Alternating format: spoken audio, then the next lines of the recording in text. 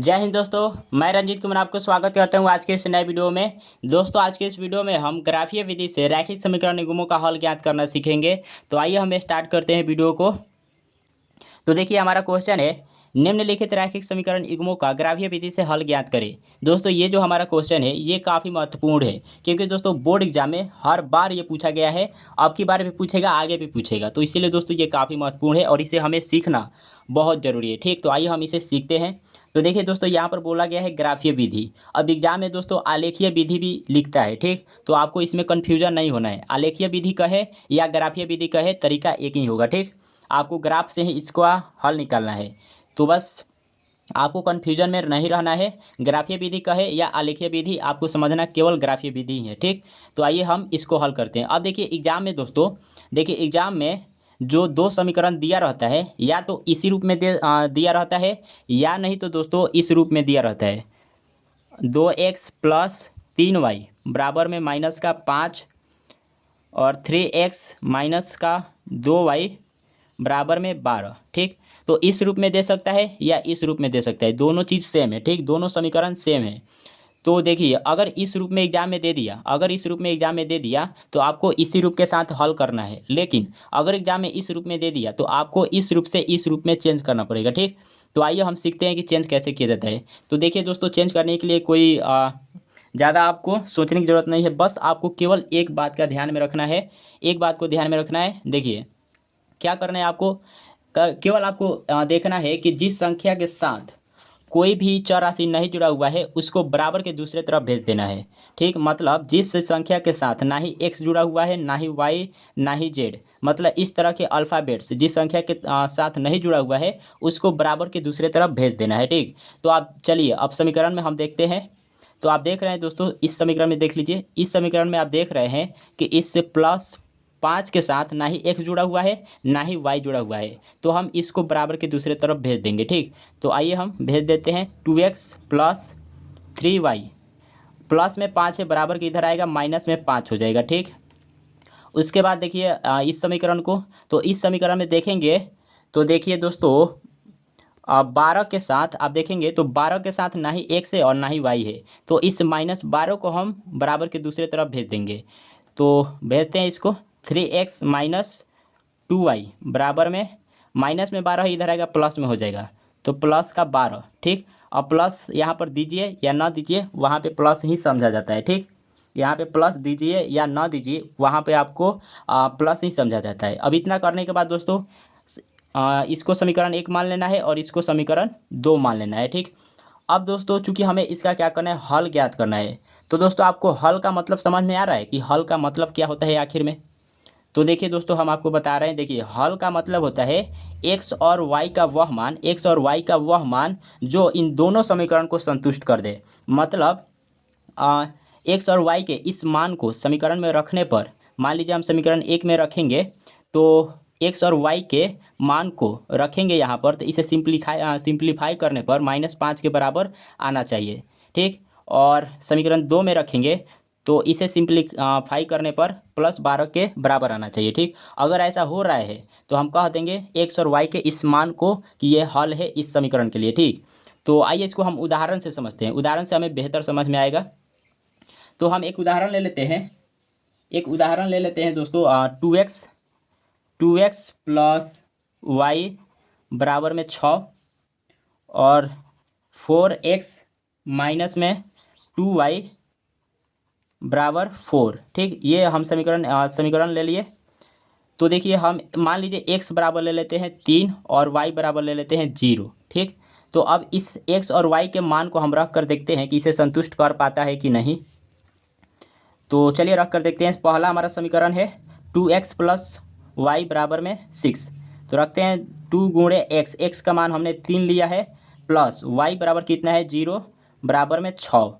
तो 2 तिहाई 6 प्लस 0 बराबर में 6, 0 और 6 मिलकर कितना हो जाएगा, 6 बराबर में 6। तो आप देख रहे हैं कि दोस्तों बराबर के दोनों तरफ संख्याएं सेम है, मतलब 6 6 है। ठीक, तो इसका मतलब ये है कि एक्स और वाई की ये जो मान है पहले समीकरण को संतुष्ट कर दिया। ठीक, अब देखते हैं दूसरे को ये संतुष्ट कर पाता है कि नहीं। तो दूसरा समीकरण है हमारा 4x - 2y बराबर में 4। तो मान रखते हैं 4 गुणे x, का मान कितना है 3, -2 गुणे वाई, वाई का मान कितना है 0, बराबर में 4 है। ये हो जाएगा 4 3 12, 2 में 0 से गुना करेंगे 0 ही मिलेगा, बराबर में 4। 12 में से 0 घटाएंगे 12 होगा, बराबर में 4। अब बताइए क्या ये 12 4 के बराबर हो सकता है? कभी नहीं होगा दोस्तों, ये बराबर नहीं है। तो आप देख रहे हैं दोस्तों, एक्स और वाई के ये जो मान है ये केवल समीकरण एक को संतुष्ट कर रहा है, समीकरण दूसरे को नहीं, ठीक। तो ये एक्स और वाई के ये जो मान है ये हल नहीं है, ये क्या है? हल नहीं है, ठीक। अब आते हैं, अब दूसरा एक्स और वाई के दूसरा मान लेकर देखते हैं। तो चलिए अब की बार हम एक्स बराबर ले लेते हैं 2 और वाई बराबर लेकर देखते हैं 2, ठीक। तो समीकरण में रख कर देखते हैं। पहला हमारा समीकरण है 2 गुणे एक्स प्लस वाई बराबर में 6। 2 गुणे एक्स, एक्स का मान है 2 प्लस वाई का भी मान है 2, बराबर में 6। तो 2 दूना 4 हो जाएगा, प्लस 2 बराबर में 6, 4 2 मिलकर हो जाएगा 6, बराबर में 6, ठीक। तो यहाँ पर देख रहे हैं बराबर के दोनों तरफ संख्याएं सेम है, मतलब एक्स और वाई के ये जो मान है समीकरण एक को संतुष्ट कर रहा है, ठीक, कर रहा है। अब चलिए दूसरे समीकरण को देख रहे हैं कि ये कर पाता है कि नहीं। तो दूसरा समीकरण हमारा है 4 गुणे एक्स, एक्स का मान है दोस्तों 2, -2 गुणे वाई, वाई का मान है 2, बराबर में है 4, ठीक। तो ये होगा 4 दूना 8 -2 दूना 4, बराबर में 4। 8 में से 4 घटाएंगे 4 हो जाएगा, बराबर में 4। देख रहे हैं दोस्तों दोनों तरफ संख्याएं क्या है? सेम है।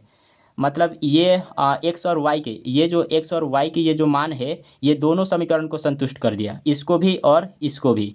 तो जब दोनों समीकरण को संतुष्ट कर देता है एक्स और वाई के जो मान, उसको बोला जाता है हल। तो यहाँ पर ये हल हो जाएगा, ये क्या होगा? हल हो जाएगा, ठीक। तो आई होप कि आपको समझ में आ गया होगा कि हल किसे कहते हैं। तो हल का मतलब होता है एक्स और वाई का वह मान जो दोनों समीकरण को संतुष्ट कर दे, ठीक। तो इतना तो आपको समझ में आ गया। अब आइए हम सवाल को हल करने के लिए आते हैं। तो देखिए यहाँ पर दो समीकरण है।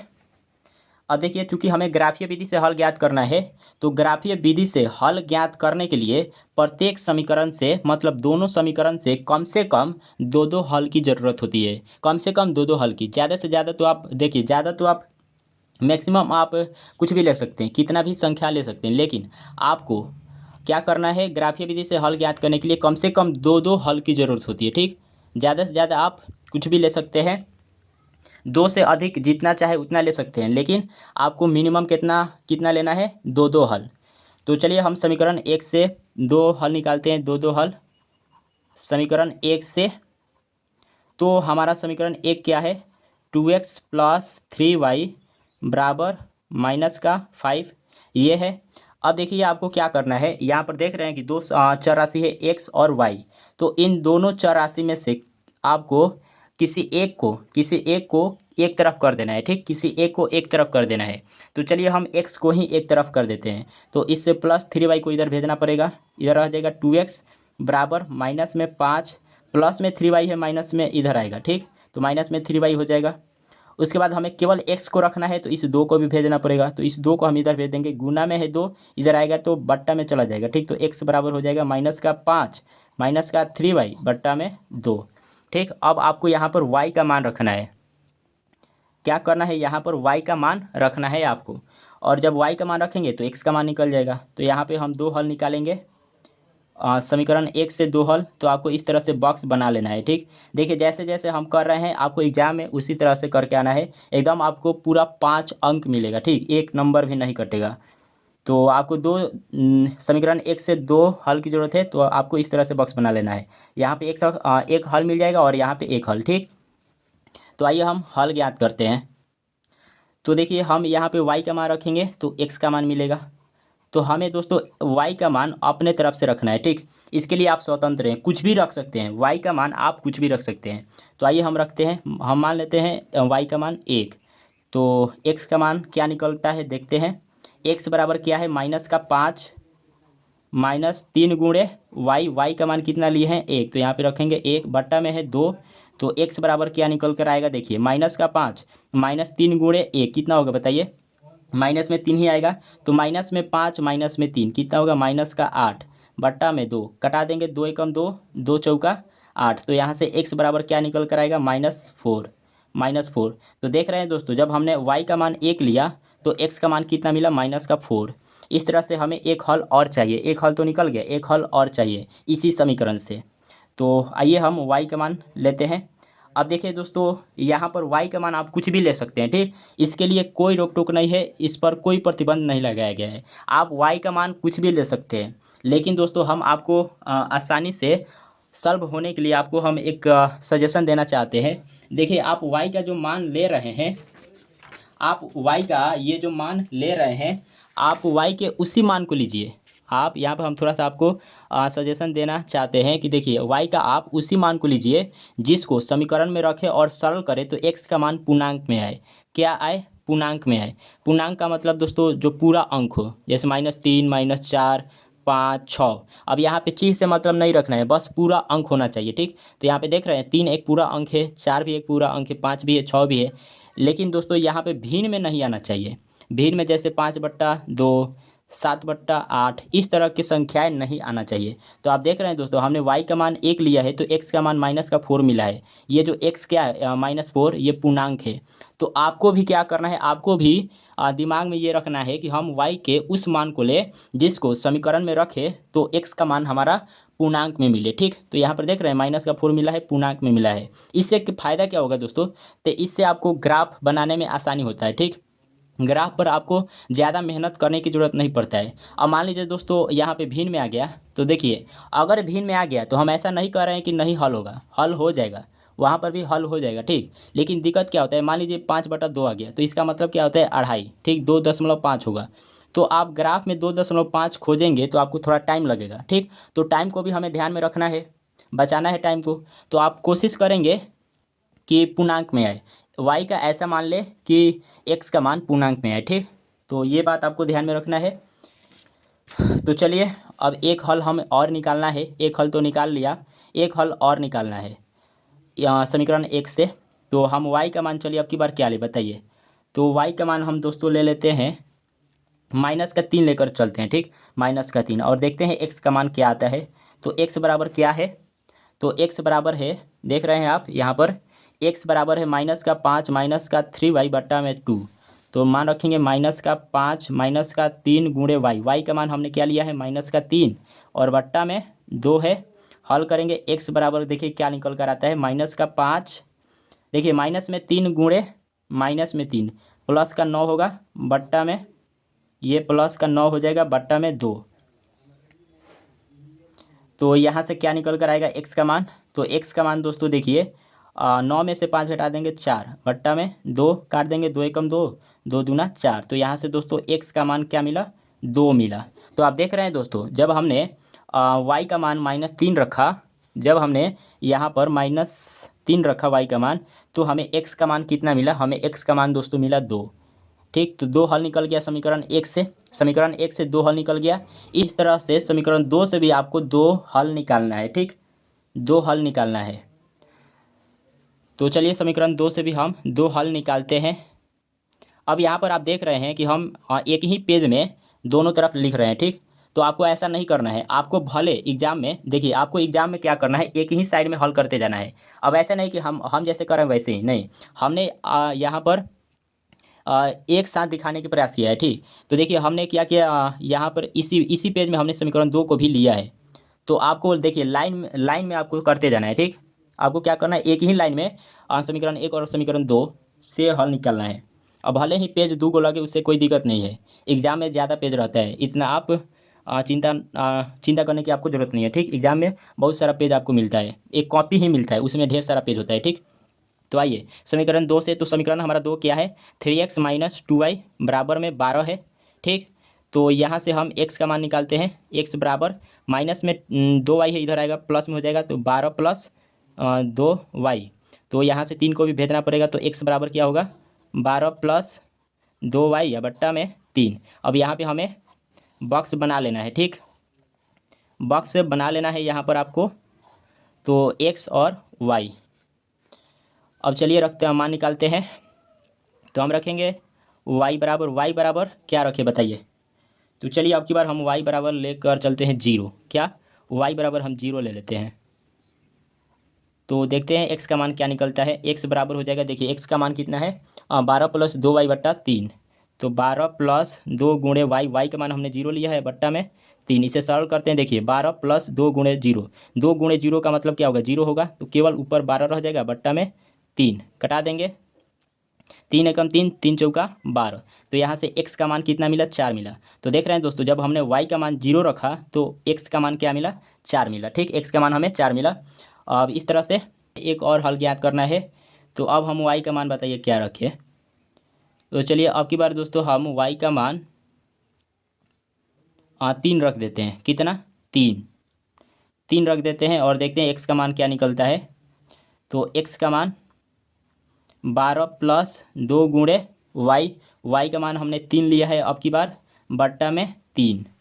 तो यहाँ से x बराबर क्या निकलेगा, देखिए 12 प्लस 2 3 6 बट्टा में 3, तो 12 6 18 हो जाएगा, बट्टा में 3 काट देंगे, 3 एकम 3, 3 छक 18। तो यहाँ से x का मान क्या मिल रहा है, 6। तो यहाँ पर जब हमने हमने y का मान रखा 3, जब हमने y का मान 3 रखा तो x का मान क्या मिला, 6 मिला। अब इतना करने के बाद देखिए, जब दोनों समीकरण से दो दो हल निकल जाए तो अब आपको आना है ग्राफ पर। ठीक, तो आइए हम लेकर आपको चलते हैं ग्राफ पर। तो दोस्तों हमने ग्राफ पर आ गया, आइए हम ग्राफ खींचते हैं। तो यहाँ से आपको ग्राफ पर आना है और आपको ग्राफ बनाना है। ठीक, तो चलिए हम बनाते हैं।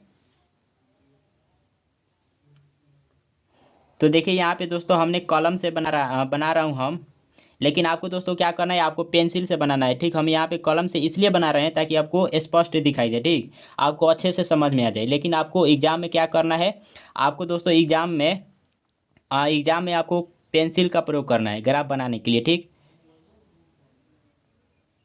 गलती से कहीं आप एग्ज़ाम में पेंसिल न ले जाए तब आप वहाँ पे रिक्वेस्ट करके आप चाहे तो बना सकते हैं। ठीक, आप पेन का प्रयोग कर सकते हैं, लेकिन अगर मान लीजिए ले गए हैं तब तो आपको बनाना ही पड़ेगा पेंसिल से। तो चलिए हम, ये हमारा होता है एक्स अक्ष, ये हमारा होता है एक्स अक्ष, और ये होता है वाई, ये होता है एक्स अक्ष, और ये हमारा वाई अक्ष होता है। ठीक, यहाँ पर होता है मूल बिंदु। तो मूल बिंदु का निर्देशांक बताइए क्या होता है, मूल बिंदु का निर्देशांक होता है 0,0। ठीक, ये एक ले लेंगे, 1 2 3 4 5 6, इस तरह से आपको ले लेना है। इधर भी 1 2 3 4 5 6। अब इधर जाएंगे तो माइनस में होगा, -1 -2 -3 -4 -5 -6, इस तरह से इधर भी होगा। तो इधर भी -1 -2 -3 -4 -5 -6। ठीक, इस तरह से आपको क्या करना है, ग्राफ बना लेना है।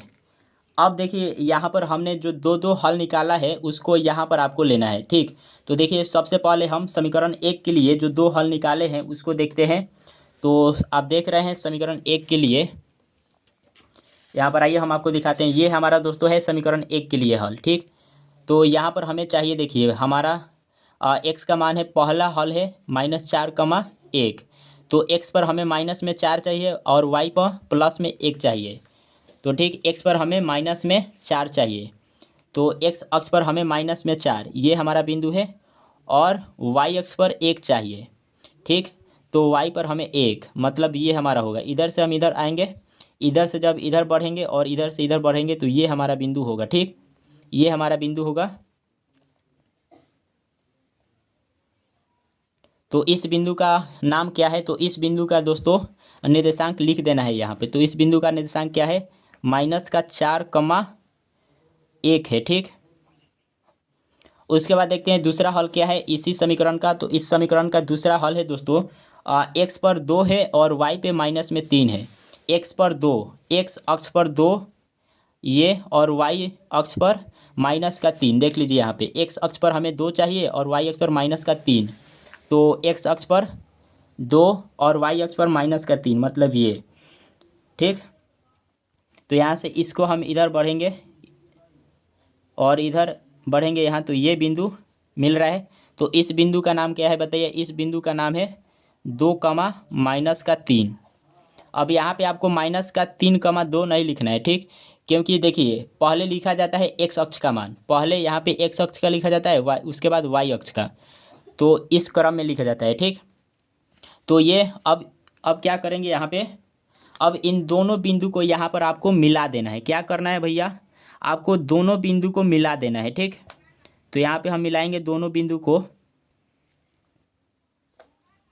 तो आपको दोनों बिंदु को यहाँ पर मिला देना है, ठीक। आपको इस तरह से दोनों बिंदु को मिला देना है। अब ये जो दोस्तों लाइन मिला है, ये जो रेखा मिला है, ये किस समीकरण से मिला हुआ है? तो ये समीकरण 1 से मिला है। तो हम यहाँ पर लिख भी देंगे समीकरण 1, ठीक। लिखना पड़ता है, इसको आपको लिखना होगा एग्जाम में। ये जिस समीकरण से प्राप्त हुआ है लाइन, उसको आपको लिख देना है, ठीक। तो यहाँ से ये कौन सा समीकरण है बताइए? कौन से समीकरण से प्राप्त हुआ है?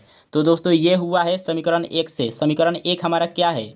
तो समीकरण 1 हमारा देख सकते हैं यहाँ पर, समीकरण 1 हमारा है 2x + 3y बराबर में -5। तो यहाँ पे लिखना होगा हमें 2x + 3y बराबर में -5। हो गया।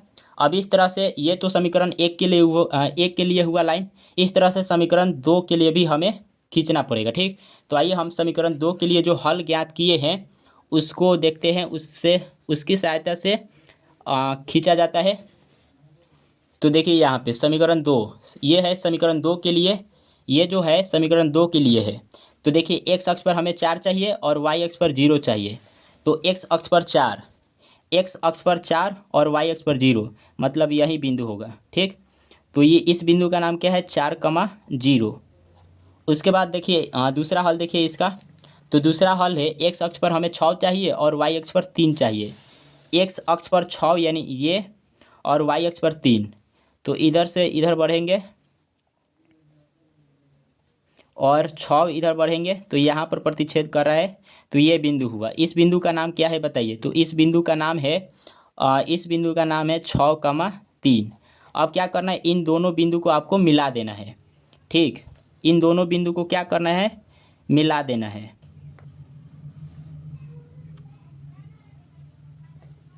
तो चलिए हम मिला देते हैं। देखिए आपको एकदम सही से मिलाना होगा, थोड़ा सा भी गलत होगा तो मान गलत आ सकता है, ठीक। तो ये हुआ रेखा हमारा, ये रेखा मिला, इधर खींच देंगे तो ये रेखा मिला, ठीक। तो इस रेखा का नाम क्या है बताइए? ये कौन से समीकरण से मिला है दोस्तों? तो ये समीकरण दूसरा से मिला है, तो इस पर हम समीकरण 2 लिख देंगे। समीकरण 2 हमारा क्या है बताइए? तो दूसरा हमारा समीकरण है 3x - 2y बराबर में 12। तो यहाँ पर आप लिख सकते हैं, कहीं भी लिख सकते हैं, जहाँ जगह मिले वहाँ पर लिख सकते हैं, लेकिन आपको इसी पर लिखना है, ठीक। तो चलिए लिख देते हैं, क्या है समीकरण? 3x - 2y बराबर में 12। यहाँ पर लिख देते हैं 3x - 2y बराबर में 12, ठीक। अब देखिए आपको क्या करना है। अब देखना यह है कि ये जो दोनों रेखा मिला है, ये दोनों रेखा जिस बिंदु पर काटता है उसी बिंदु का निर्देशांक क्या होता है? हल होता है, ठीक। तो बताइए ये जो दोनों रेखा है किस बिंदु पर काटा है? तो यहाँ पर आप देख रहे हैं, यहाँ पर काटा है। इस बिंदु का निर्देशांक क्या है? तो इस बिंदु का निर्देशांक है दोस्तों 2, -3। 2, -3 है, देख रहे हैं आप। यहाँ पे इस बिंदु का निर्देशांक क्या है? 2, -3। तो एक्स अक्ष पर 2 और वाई अक्ष पर -3, मतलब यहाँ पे हल हो जाएगा क्या? अतः हल बराबर क्या होगा? हल एक्स बराबर देख रहे हैं, एक्स पर हमें 2 है और वाई पर कितना? -3। तो यही दोस्तों हमारा आंसर होगा, ठीक। तो एक्स अक्ष पर आप देख रहे हैं, एक्स देखिए ये जो निर्देशांक लिखा जाता है उसमें पहले वाले को एक्स अक्ष के लिए लिखा जाता है और दूसरे को वाई अक्ष के लिए। तो यहाँ पर एक्स बराबर हो जाएगा 2 और वाई का मान हो जाएगा -3। तो देखिए इसी तरह से दोस्तों ग्राफीय विधि से रैखिक समीकरण निगमों का हल ज्ञात किया जाता है। तो यहाँ पर देख रहे हैं एक्स का मान मिल गया 2 और वाई का मान मिल गया -3, ठीक। तो आई होप कि आपको ये समझ में आ गया होगा।